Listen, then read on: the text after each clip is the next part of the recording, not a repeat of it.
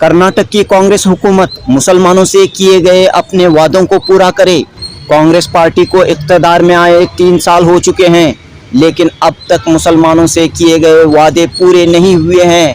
बेंगलुरु के town hall में हुए मुस्लिम कन्वेंशन इजलास में ज़बरदस्त गम और गुस्से का इजहार, रियासत की कांग्रेस हुकूमत के खिलाफ नाराज़गी का इजहार। वादे पूरे न होने की सूरत में रियासत भर में कांग्रेस हुकूमत के खिलाफ एहतजाज का ऐलान। बेंगलुरु के टाउन हॉल में हुए कर्नाटक मुस्लिम कन्वेंशन में किया गया ऐलान। इस मौके पर 10 मुतालिबात पेश किए गए। साथ ही हुकूमत की जानिब से किए गए चंद अच्छे कामों को भी सराहा गया। हाल ही में हिजाब पर पाबंदी का फैसला वापस लिया गया है। हम इस फैसले का खैर मकदम करते हैं, लेकिन बाकी वादों को रियासती हुकूमत जल्द से जल्द पूरा करे। टाउन हॉल में हुए कन्वेंशन के जरिए रियासत की कांग्रेस हुकूमत को स्ट्रॉन्ग मैसेज। आज बतारीख 16 मई बरोज़ हफ्ता हुए इस इजलास में उलमाए कराम, अमायदीन, इंटेलेक्चुअल्स, राइटर्स की कसीर तादाद मौजूद थी। मुख्तलिफ मिली समाजी तंजीमों के नुमाइंदे भी मौजूद थे। उड़पी के यासिन मलपे ने इस इजलास में 10 मुतालिबात पढ़कर सुनाए और कहा कि हुकूमत फौरी तौर पर इन मुतालिबात को, इन डिमांड्स को पूरा करे।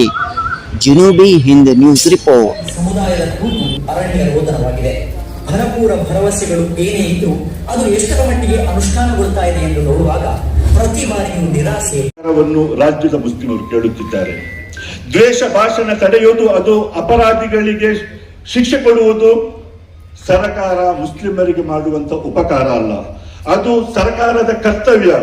ಈ ದೇಶದಲ್ಲಿ ಬಂಧುತ್ವವನ್ನು, ಸೌಹಾರ್ದತೆಯನ್ನು ಉಳಿಸಿಕೊಳ್ಳಲು ಸರ್ಕಾರ ನಿರ್ವಹಿಸಬೇಕಾದಂತ ಸಾಂವಿಧಾನಿಕ ಜವಾಬ್ದಾರಿಕೆ.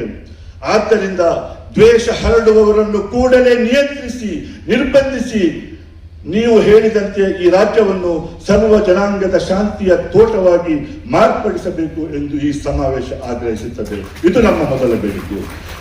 ನಮ್ಮ ಎರಡನೇ ವಿಷಯ, ಈ ಹಿಂದಿನ ಸರ್ಕಾರ ಮುಸ್ಲಿಂ ಹೆಣ್ಣು ಮಕ್ಕಳ ಹಿಜಾಬ್ಗೆ ನಿರ್ಬಂಧ ವಿಧಿಸಿ ಅವರ ಶಿಕ್ಷಣದ ಹಕ್ಕುಗಳನ್ನೇ ಕಸಿದುಕೊಂಡಿತ್ತು. ನೂರಾರು ಮುಸ್ಲಿಂ ವಿದ್ಯಾರ್ಥಿನಿಯರನ್ನು ಬೀದಿಗೆ ದೂಡಿತ್ತು. ಕಾಂಗ್ರೆಸ್ ಸರ್ಕಾರ ಬಂದ ಕೂಡಲೇ ಅಂತಹ ಜನವಿರೋಧಿ ಕ್ರಮಗಳನ್ನು ವಾಪಸ್ ಪಡೆಯಲಾಗುವುದು ಎಂದು ಹೇಳಲಾಗಿತ್ತು. ನಾವು ಈ ಸಮಾವೇಶದ ದಿನಾಂಕವನ್ನು ಘೋಷಿಸುವ ತನಕವೂ ಹಿಜಾಬ್ ನಿರ್ಬಂಧ ಆದೇಶ ಹಾಗೆಯೇ ಮುಂದುವರಿದಿತ್ತು.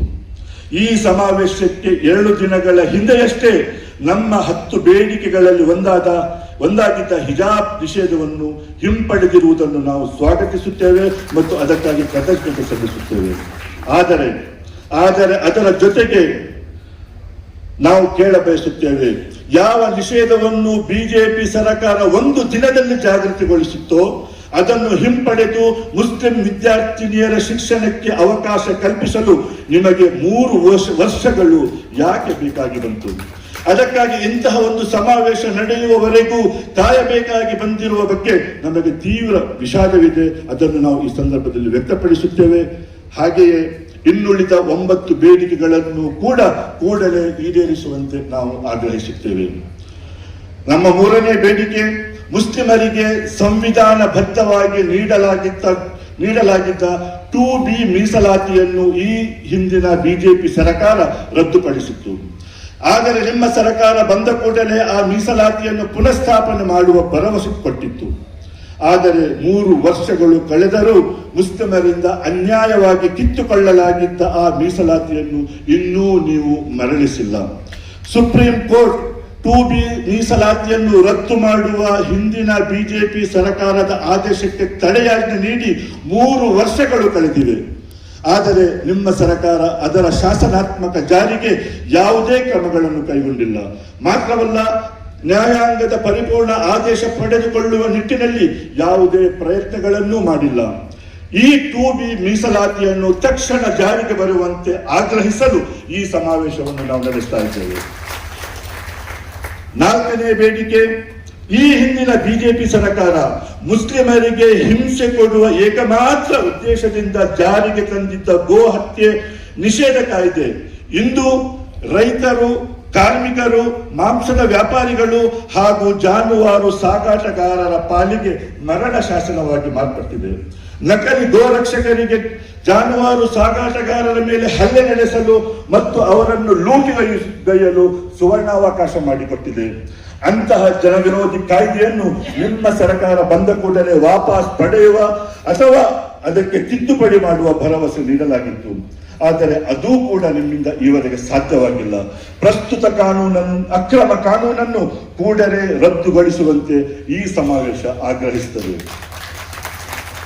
ನಮ್ಮ 5ನೇ ಬೇಡಿಕೆ, ಬಿಜೆಪಿ ಸರ್ಕಾರ ಬಲವಂತದ ಅಥವಾ ಆಮಿಷದ ಮತಾಂತರ ತಡೆಯುವ ಹೆಸರಿನಲ್ಲಿ ತಂದ ಮತಾಂತರ ನಿಷೇಧ ಕಾಯ್ದೆ ಈ ನಾಡಿನ ಅಲ್ಪಸಂಖ್ಯಾತರಿಗೆ ಕಿರುಕುಳ ನೀಡುವ ದುರುದ್ದೇಶದಿಂದ ಕೂಡಿದ ಜನರ ಧಾರ್ಮಿಕ ಸ್ವಾತಂತ್ರ್ಯದ ಮೇಲಿನ ದಾಳಿಯಾಗಿತ್ತು. ನಾವು ಅಧಿಕಾರಕ್ಕೆ ಬಂದರೆ ಅದನ್ನು ವಾಪಸ್ ಪಡೆಯುತ್ತೇವೆ ಎಂದು ಹೇಳಿದ್ದ ನಿಮ್ಮ ಸರ್ಕಾರ 2023ರಲ್ಲೇ ಸಂಪುಟದಲ್ಲಿ ಆ ಬಗ್ಗೆ ನಿರ್ಧಾರ ಮಾಡಿದ್ದರೂ ಇನ್ನೂ ಅದನ್ನು ಸದನದಲ್ಲಿ ಮಂಡಿಸದೆ ಬಾಕಿ ಇಟ್ಟಿದೆ.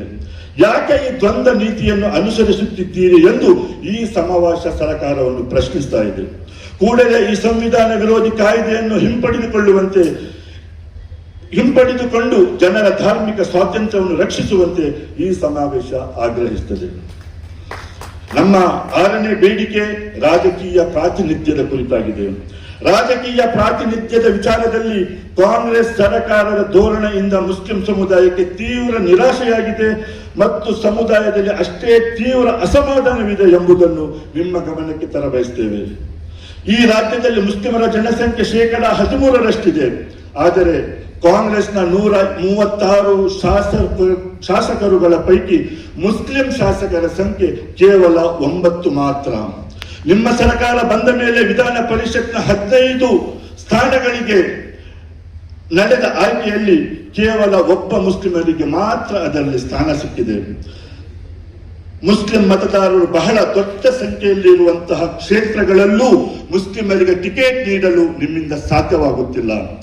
ಆ ಕುರಿತು ಯಾವುದೇ ಬೇಡಿಕೆಗಳನ್ನು ನೀವು ಪರಿಗಣಿಸುವುದಿಲ್ಲ. ಬೇಡಿಕೆ ಇಟ್ಟಿದ್ದೇ ತಪ್ಪು ಎಂಬಂತೆ ನಡೆಸಿಕೊಳ್ಳಲಾಗುತ್ತದೆ ಎಂದರೆ ಏನಿದರ ಅರ್ಥ? ಮುಸ್ಲಿಮರು ಕೇವಲ ನಿಮಗೆ ಓಟು ಹಾಕಿಕೊಂಡಿರಬೇಕು ಮತ್ತು ಯಾವ ಹಕ್ಕನ್ನು ಕೇಳಬಾರದು ಎಂದು ನೀವು ಬಯಸುತ್ತಿದ್ದೀರಾ ಎಂದು ಈ ಸಮಾವೇಶ ಕೇಳಬಯಸುತ್ತದೆ. ಸಚಿವ ಸಂಪುಟ, ವಿಧಾನಸಭೆ, ವಿಧಾನ ಪರಿಷತ್ ಮಾತ್ರವಲ್ಲದೆ ಸರ್ಕಾರದ ವಿವಿಧ ನಿಗಮ ಮಂಡಳಿಗಳು, ಸಂಸ್ಥೆಗಳ ಉನ್ನತ ಸ್ಥಾನಗಳಲ್ಲೂ ಮುಸ್ಲಿಮರಿಗೆ ಪ್ರಾತಿನಿಧ್ಯ ತೀರಾ ಕಡಿಮೆ ಇದೆ. ರಾಜ್ಯದ ಪ್ರಮುಖ ಸರ್ಕಾರಿ ವೈದ್ಯಕೀಯ ಸಂಸ್ಥೆಗಳ ಮುಖ್ಯಸ್ಥರಲ್ಲಿ ಒಬ್ಬನೇ ಒಬ್ಬ ಮುಸ್ಲಿಮರಿಲ್ಲ. ಈ ಸಮಾವೇಶದ ಮೂಲಕ ನಾವು ಶಾಸನ ಸಭೆಗಳಲ್ಲಿ ಮತ್ತು ಸರ್ಕಾರದ ವಿವಿಧ ಸಂಸ್ಥೆಗಳ ಮುಖ್ಯಸ್ಥರ ಹುದ್ದೆಗಳಲ್ಲಿ ಮುಸ್ಲಿಮರಿಗೆ ಅವರ ಜನಸಂಖ್ಯೆಗೆ ಅನುಗುಣವಾಗಿ ಸೂಕ್ತ ಪ್ರಾತಿನಿಧ್ಯ ನೀಡಬೇಕೆಂದು ಆಗ್ರಹಿಸುತ್ತೇವೆ. ನಮ್ಮ 7ನೇ ಬೇಡಿಕೆ, ಅಲ್ಪಸಂಖ್ಯಾತರಿಗೆ ನೀಡಲಾದ ಆರ್ಥಿಕ ಭರವಸೆಗಳಲ್ಲಿ ಅತ್ಯಂತ ಸ್ಪಷ್ಟವಾಗಿ 1,000 ಕೋಟಿ ರೂಪಾಯಿಗಳ ಅನುದಾನದ ವಾಗ್ದಾನ ಮಾಡಲಾಗಿತ್ತು. ಆದರೆ 3 ಬಜೆಟ್ಗಳ ನಂತರವೂ ಹಂಚಿಕೆಯಾದ ಒಟ್ಟು ಮೊತ್ತವು ಭರವಸೆ ನೀಡಿದ ಮೊತ್ತದ ಅರ್ಧಕ್ಕಿಂತಲೂ ಕಡಿಮೆ ಇದೆ ಮತ್ತು ಆ ಗುರಿಯನ್ನು ತಲುಪಲು ಯಾವುದೇ ಸಾರ್ವಜನಿಕ ಮಾರ್ಗಸೂಚಿಯನ್ನು ಈವರೆಗೆ ಘೋಷಿಸಲಾಗಿಲ್ಲ ಎಂಬುದನ್ನು ವಿಷಾದದಿಂದ ಹೇಳುತ್ತಿದ್ದೇವೆ. ಆದ್ದರಿಂದ ಮುಸ್ಲಿಂ ಸಮುದಾಯದ ಶಿಕ್ಷಣ, ವೃತ್ತಿ, ಜೀವನೋಪಾಯಗಳನ್ನು ರಕ್ಷಿಸಿ ಅಭಿವೃದ್ಧಿಪಡಿಸುವ ವಿಶೇಷ ಯೋಜನೆಯನ್ನು ರೂಪಿಸಿ ಅದಕ್ಕೆ ಬೇಕಾದ ಸಂಪನ್ಮೂಲಗಳನ್ನು ಒದಗಿಸುವಂತೆ ಈ ಸಮಾವೇಶ ಆಗ್ರಹಿಸುತ್ತದೆ. ನಮ್ಮ 8ನೇ ಬೇಡಿಕೆ ವಕ್ಫ್ ಆಸ್ತಿಗೆ ಸಂಬಂಧಿಸಿದ್ದು. ವಕ್ಫ್ ಭೂಮಿ ಅತಿಕ್ರಮಣ, ಅಕ್ರಮ ಮಾರಾಟ, ಅಕ್ರಮ ಗುತ್ತಿಗೆ, ಕಡಿಮೆ ಮೌಲ್ಯದ ಗುತ್ತಿಗೆ, ಮಾಲೀಕತ್ವದ ವಿವಾದ ಮತ್ತು ಅಸಮರ್ಪಕ ಬಳಕೆಯನ್ನು ತಡೆಯುವ ಭರವಸೆ ನೀಡಲಾಗಿತ್ತು. ಅದಾವುದನ್ನೂ ಈಡೇರಿಸಲಾಗಿಲ್ಲ. ವಕ್ಫ್ ಆಸ್ತಿಗಳ ಮರುಪಡೆಯುವಿಕೆ, ವಕ್ಫ್ ಅಭಿವೃದ್ಧಿ ಮತ್ತು ವಕ್ಫ್ ಹೊಣೆಗಾರಿಕೆಯ ವಿಷಯದಲ್ಲಿ ಸರ್ಕಾರದಿಂದ ಯಾವುದೇ ತೃಪ್ತಿದಾಯಕ ಕೆಲಸ ಆಗಿಲ್ಲ. ಕೇಂದ್ರ ಸರ್ಕಾರ ದುರುದ್ದೇಶದಿಂದ ಜಾರಿ ಮಾಡಿದ ವಕ್ಫ್ ತಿದ್ದುಪಡಿ ಕಾಯ್ದೆಯನ್ನು ನಿಮ್ಮ ಸರ್ಕಾರ ಪರಿಣಾಮಕಾರಿಯಾಗಿ ವಿರೋಧಿಸಲಿಲ್ಲ ಮತ್ತು ಈ ವಿಷಯದಲ್ಲಿ ಮುಸ್ಲಿಮರ ಹಕ್ಕುಗಳನ್ನು ರಕ್ಷಿಸಲು ರಾಜ್ಯ ಮಟ್ಟದಲ್ಲಿ ಯಾವುದೇ ಆಸಕ್ತಿಯನ್ನು ತೋರಿಸಲಿಲ್ಲ. ಈ ಬಗ್ಗೆ ಈ ಸಮಾವೇಶವು ತೀವ್ರ ಅಸಮಾಧಾನವನ್ನು ವ್ಯಕ್ತಪಡಿಸುತ್ತಾ ವಕ್ಫ್ ಆಸ್ತಿಗಳ ರಕ್ಷಣೆಗಾಗಿ ಯೋಜನೆಗಳನ್ನು ರೂಪಿಸುವಂತೆ ಆಗ್ರಹಿಸುತ್ತದೆ. ನಮ್ಮ 9ನೇ ಬೇಡಿಕೆ ಜಾತಿ ಗಣತಿ ವಿಷಯಕ್ಕೆ ಸಂಬಂಧಿಸಿದ್ದು. ಜಾತಿ ಗಣತಿ ವಿಷಯದಲ್ಲಿ ನಿಮ್ಮ ಸರ್ಕಾರ ರಾಜ್ಯದ ಎಲ್ಲ ಹಿಂದುಳಿದ ವರ್ಗಗಳಿಗೆ ದಲಿತರಿಗೆ, ಅಲ್ಪಸಂಖ್ಯಾತರಿಗೆ ಹಾಗೂ ದುರ್ಬಲ ವರ್ಗಗಳಿಗೆ ಭಾರಿ ಅನ್ಯಾಯ ಮಾಡಿದೆ ಮತ್ತು ನಿರಾಶೆ ಉಂಟು ಮಾಡಿದೆ.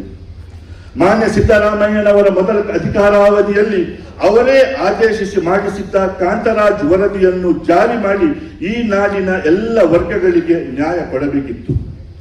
ಅದೊಂದು ಐತಿಹಾಸಿಕ ದಾಖಲೆಯಾಗುತ್ತಿತ್ತು, ಇಡೀ ದೇಶಕ್ಕೆ ಮಾದರಿಯಾಗುತ್ತಿತ್ತು. ಆದರೆ ಕೆಲವು ಬಲಾಢ್ಯ ಸಮುದಾಯಗಳ ಒತ್ತಡಕ್ಕೆ ಮಣಿದು ಆ ವರದಿಯನ್ನು ಬದಿಗಿಟ್ಟು ಇನ್ನೊಂದು ವರದಿಯನ್ನು ಮಾಡಿಸಿದಿರಿ. ಆ ಹೊಸ ಮಧುಸೂದನ್ ಆರ್ ನಾಯಕ್ ವರದಿಯೂ ಇನ್ನೂ ಮನ್ನಣೆಯಾಗಿಲ್ಲ. ಯಾಕೆ ಹೀಗೆ ತಡ ಮಾಡಲಾಗ್ತಾ ಇದೆ? ಇದರ ಹಿಂದೆ ಯಾರ ಒತ್ತಡ ಕೆಲಸ ಮಾಡುತ್ತಿದೆ ಎಂಬುದನ್ನು ನಾವು ತಿಳಿಯಬಯಸ್ತೇವೆ.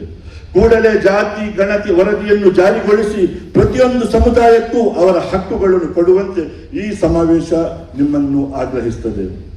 ಮುಸ್ಲಿಂ ಸಮುದಾಯದಲ್ಲಿ ಅತ್ಯಂತ ಹಿಂದುಳಿದ ವರ್ಗಗಳಾದ ನದ್ದಾಫ್ ಮತ್ತು ಪಿಂಜಾರ ಸಮುದಾಯಗಳ ಸರ್ವಾಂಗೀಣ ಅಭಿವೃದ್ಧಿಗೆ ಸರ್ಕಾರ ಸೂಕ್ತ ಕ್ರಮಗಳನ್ನು ತಕ್ಷಣ ಕೈಗೊಳ್ಳಬೇಕೆಂದು ಈ ಸಮಾವೇಶ ಆಗ್ರಹಿಸುತ್ತದೆ.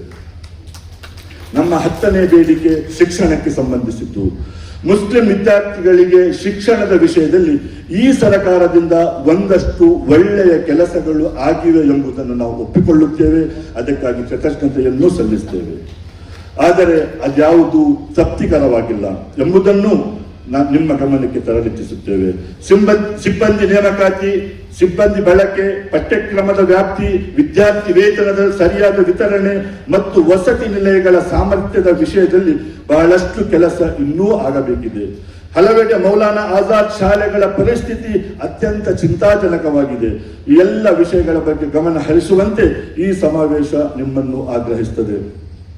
ನಮ್ಮ ಕೊನೆಯ ಬೇಡಿಕೆ SIR ಕುರಿತಾಗಿದೆ. ಅದು ಸರ್ಕಾರದ ಭರವಸೆಗಳ ಪಟ್ಟಿಯಲ್ಲಿ ಇಲ್ಲದಿದ್ದರೂ ಈಗ SIR ಎಂಬುದು ಈ ದೇಶದ ಎದುರಿರುವ ಅತಿ ದೊಡ್ಡ ಸವಾಲಾಗಿದೆ. SIR ಬಿಹಾರ ಮತ್ತು ಪಶ್ಚಿಮ ಬಂಗಾಳದಲ್ಲಿ ಎಷ್ಟು ಗಂಭೀರ ಸಮಸ್ಯೆಗಳನ್ನು ಸೃಷ್ಟಿಸಿದೆ ಎಂಬುದನ್ನು ನಾವು ನೋಡಿದ್ದೇವೆ. ಅಲ್ಲಿನ ಚುನಾವಣಾ ಫಲಿತಾಂಶದಲ್ಲಿ SIR ಪರಿಣಾಮಗಳ ಬಗ್ಗೆ ಇವತ್ತು ರಾಷ್ಟ್ರ ಮಟ್ಟದಲ್ಲಿಯೇ ಚರ್ಚೆಯಾಗ್ತಾ ಇದೆ. ಈಗ ಅದೇ SIR ಅನ್ನು ಕರ್ನಾಟಕದಲ್ಲಿ ಪ್ರಾರಂಭಿಸಲಾಗುತ್ತಿದೆ. ಇದು ಈ ನಾಡಿನ ಎಲ್ಲ ದುರ್ಬಲ ವರ್ಗಗಳ ಪಾಲಿಗೆ ದೊಡ್ಡ ಸವಾಲಾಗಿದೆ. ಆದರೂ ಈ ಗಂಭೀರ ವಿಷಯದಲ್ಲಿ ನಿಮ್ಮ ಸರ್ಕಾರ ಒಂದು ಸ್ಪಷ್ಟ ನಿಲುವು ತೆಗೆದುಕೊಳ್ಳುವಲ್ಲಿ ಹಿಂಜರಿತಾ ಇದೆ.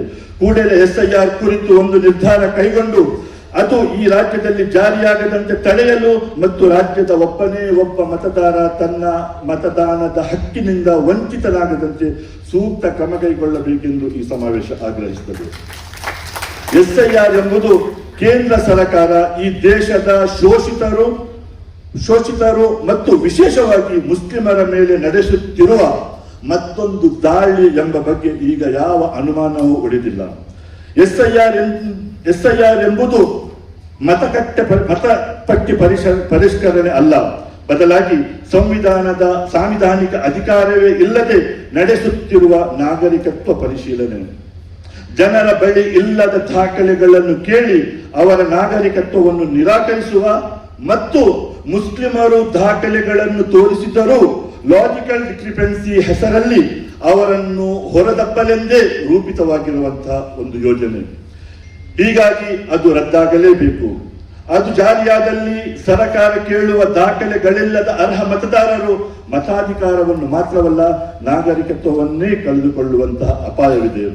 ಆದ್ದರಿಂದ ರಾಜ್ಯದಲ್ಲಿ SIR ಜಾರಿಯಾಗದಂತೆ ನೋಡಿಕೊಳ್ಳಬೇಕು.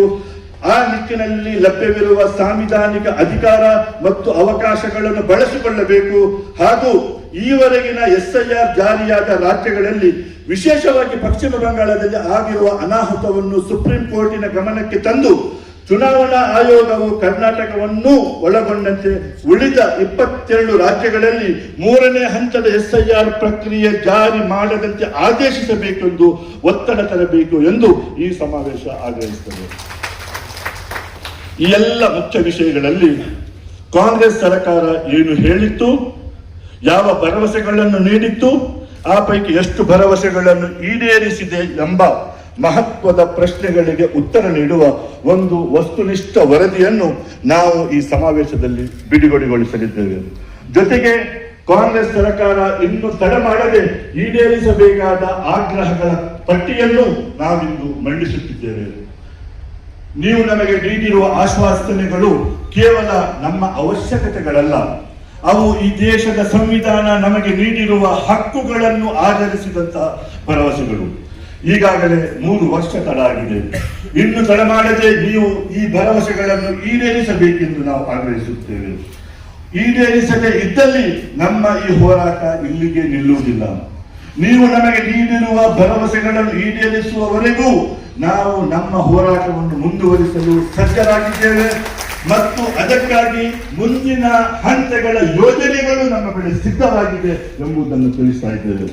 ನಾವು ಸಂವಿಧಾನಬದ್ಧವಾಗಿ ಮತ್ತು ಶಾಂತಿಯುತವಾಗಿ ನಿಮ್ಮ ಸರ್ಕಾರ ಕೊಟ್ಟಿದ್ದ ಭರವಸೆಗಳನ್ನು ಈಡೇರಿಸುವಂತೆ ಮಾಡಲು ನಿರಂತರ ಶ್ರಮಿಸಲಿಕ್ಕಿದ್ದೇವೆ.